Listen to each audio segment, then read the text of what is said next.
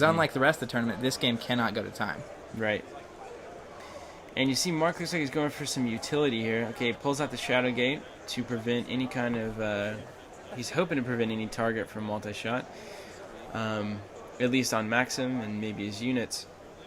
Gets a UCI MRV there on that power zone for Amplify. And if you'll notice, he's actually placed all of his units... there he goes. Now he's placed all of his units more than 7 away from Phobos. And except the cloaked ones, which you can't target anyway. Now I wonder if Jeremy is going to maybe pop that insurance and then multi-shot to the Shadow Gate and the Mecha Whoa, there goes the Mecha Taskmaster. He could multi-shot to that UCI MRV and that Shadow Gate, and that would be I think that'd be a really good turn for him.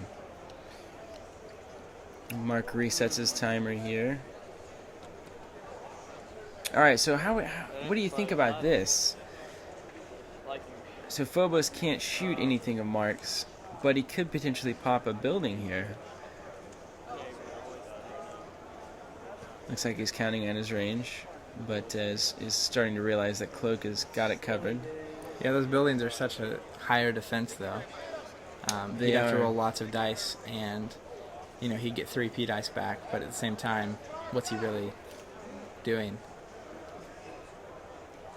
That Imperial seems to be the biggest issue here, but if he takes out this insurance here, then Mark's power up and takes out the UCI and the Shadow Gate, Mark's power up is worth 0. And I think that's something very worthwhile. That Sun Drone is rendered fairly meaningless, the UCI is gone, and the insurance is gone.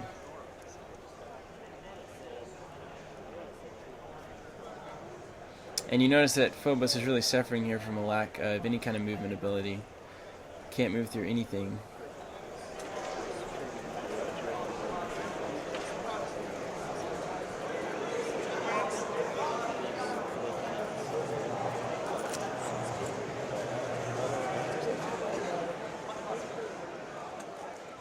Yeah, it'll be interesting to see what Jeremy does here. He's kind of in the middle of the board. He's surrounded by buildings. I don't often see the invaders, so I have no idea what he'll do. But I'm sure there's something tricky he can do here. For sure. And I'll say it again, I really do like the, if you start tearing down the power base now, you have the health advantage to take a few pot shots in the meantime, and you can really minimize the Shadow Sun advantage here. So he hits a power up for 2 8-eye, a little bit riskier power up than normal, but gets it. And it looks like it's worth 2 for that power pod. And then an extra 1 for that Vanguard. Okay, so he's going to retreat here.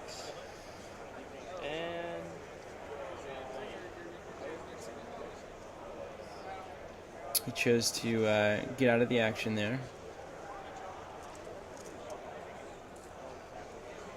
And let's see, he's got a lot of dice here. I guess he's going to shoot, maybe shoot a building down there. Might shoot the Crystalline. Clear out some pain.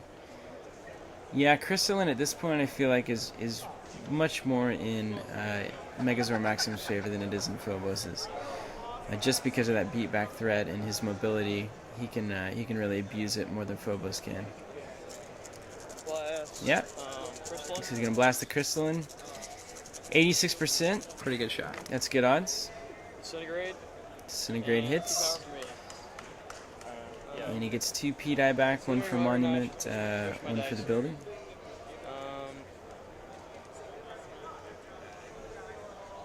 Considering the push here, I'm sure.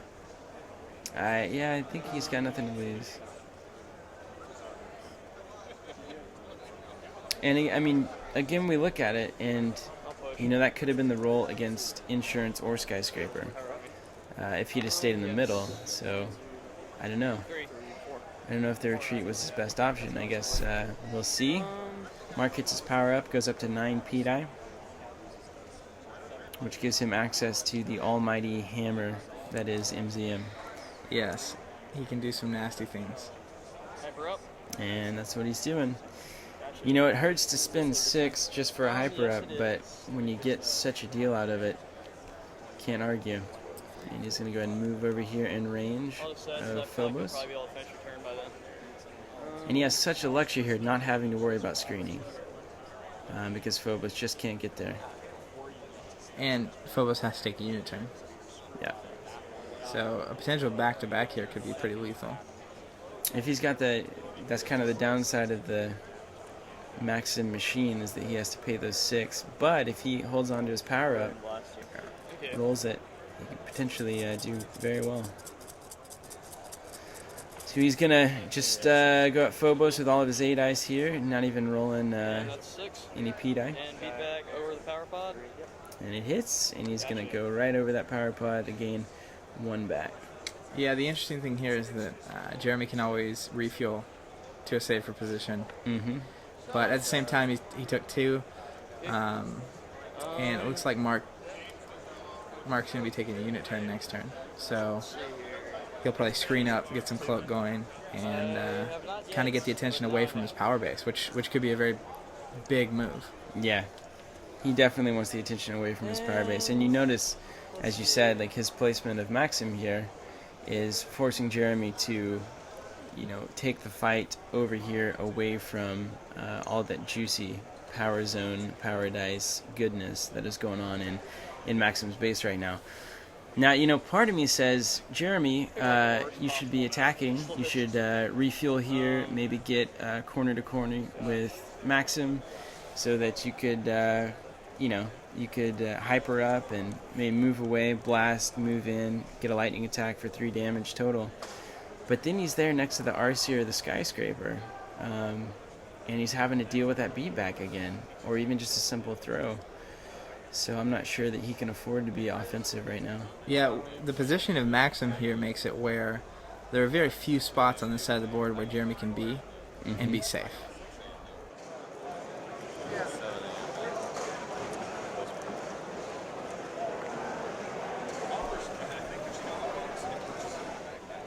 That's a nullifier pod there that he's bringing in, potentially, for units. Now, Zach, what do you think about positioning here? He had those 2 dice in his monster pool that he pushed over to get a full unit turn. I'm talking about Jeremy here. Had 8 P die. Do you think he should have tried for a back-to-back, maybe?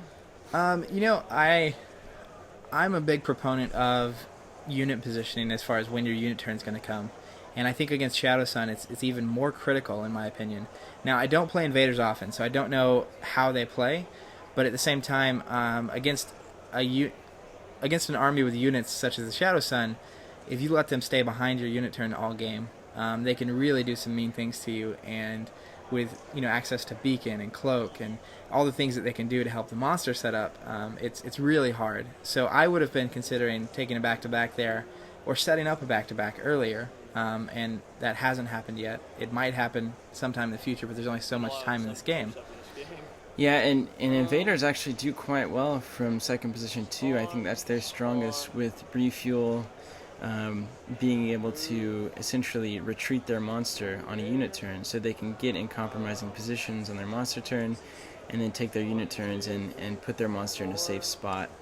And Jeremy's got plenty of safe spots here. If you look at the map, I mean, where he is and all south of it is pretty clear. Not a whole lot of buildings going on.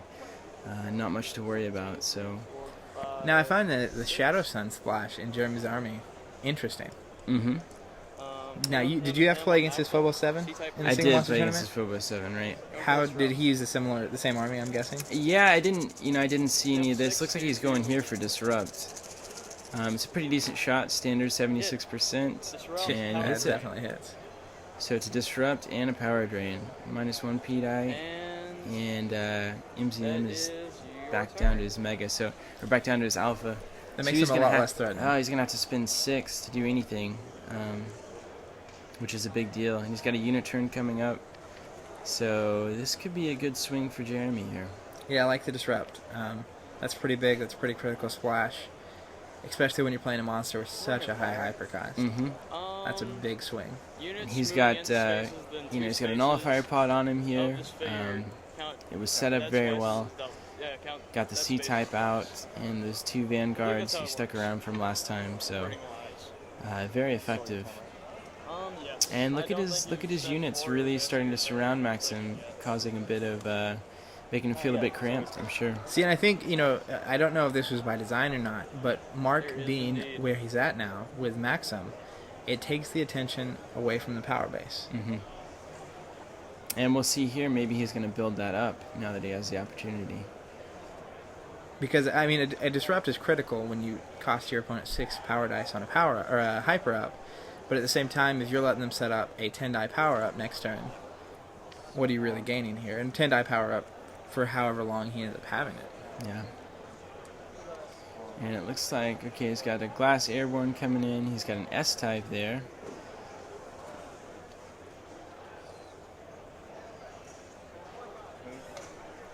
And another katana. I wonder if that guy's just going to sit back there. Because having that Imperial, I mean, that's an extra 3. So he moves S-type there to He puts screen. that in the way of Phobos. So Phobos can't do his magical 3 damage if he hypers.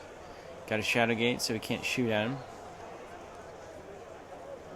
And remember that S-type is cloaked as well, so he's going to have to get really close to do anything. He gets the glass airborne here. And he's taking a little pot shot here on the Vanguard. 47%. And he misses. See there, that's a 50-50 risk that really could have paid off.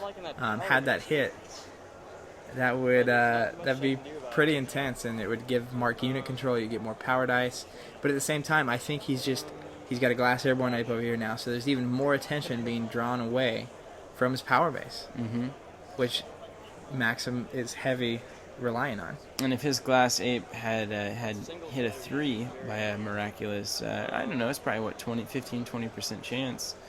I mean, that would have been 3 units gone, and that's a huge swing. Yeah, probably worth the risk. He didn't really lose much by doing that. Right. So Phobos again finds himself in a situation where he can't shoot Maxim. He can't really do much of anything besides clear out units at this point. Yeah, Mark's been doing really good to not give Phobos any really good alternatives. He's playing very conservative here. But the damage is still pretty tight. There's no far and above winner currently. 4. And...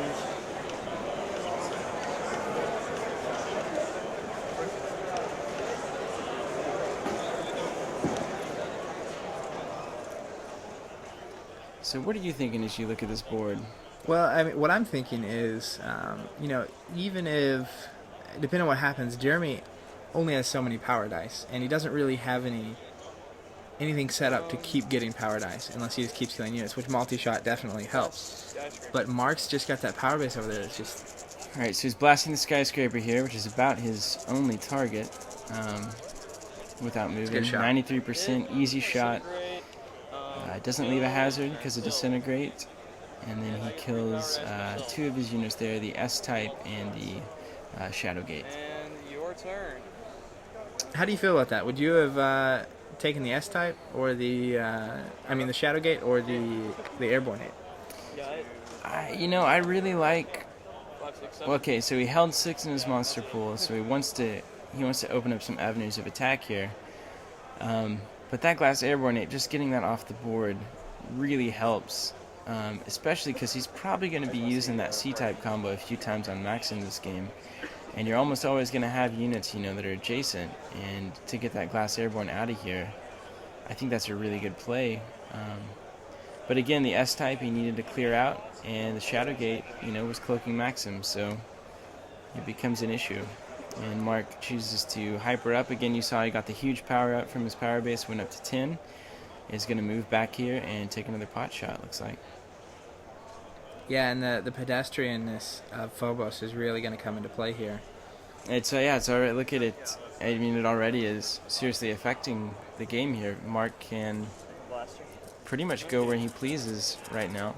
90% chance. 90% chance to blast Phobos for easy 2. Got it. And easily hits it and just moves him back. So he's going to have to spend more dice to come up and do something. Makes that back-to-back not as lucrative, for sure. It's going to be a long and hard game.